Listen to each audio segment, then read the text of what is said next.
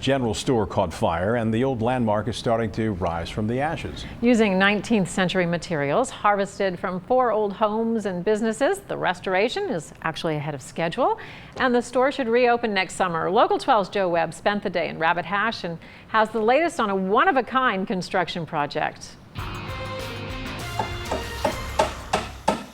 The sound of a hammer hitting a nail can symbolize a lot of things, but today in Rabbit Hash it meant progress and hope. Some of the 19th century material harvested this summer is now the store's subfloor. The hardest work, the base, that must stand up to the Ohio River, is restored.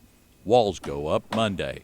This is probably going to be a precedent setter in historic preservation, I think, because what we're going to end up with is the Rabbit Hash General Store, and it's going to look like the day before it burned. That was February 13th, 2016. The 1831 landmark looked like a goner, but 75% of the structure survived. The next day, the store reopened in a temporary location across the road. Longtime proprietor Terry Marksberry says the old store was like an old friend who held her close. She's hopeful the new store will retain the old one's charm and whimsy. Are you going to be able to duplicate the smell? I wonder. I think so.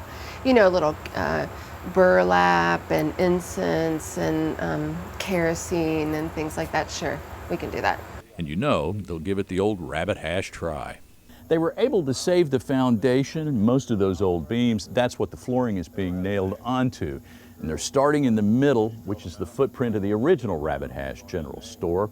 These wings on the side were added later, and this wing closest to the river that's going to be here where I'm standing now, it's been rebuilt a bunch of times before. It was the wing closest to the river, and the last time it was rebuilt, Don Clare thinks they fixed it with stuff that was floating by. We got floorboards that are made out of house trim turned upside down, painted stuff, barn boards, crates. The new store is being done professionally with old stuff, but nothing floating by. Unless, of course, it can bring the essence of burlap, incense, and kerosene. In Rabbit Hash, Joe Webb, Local 12 News. The Rabbit Hash Historical Society has enough money to get the project under roof, but is still raising funds to finish the interior. Don Clare says he hopes to have the store open in time for Rabbit Hash's Old Timers Days. That is next Labor Day. And it was a beautiful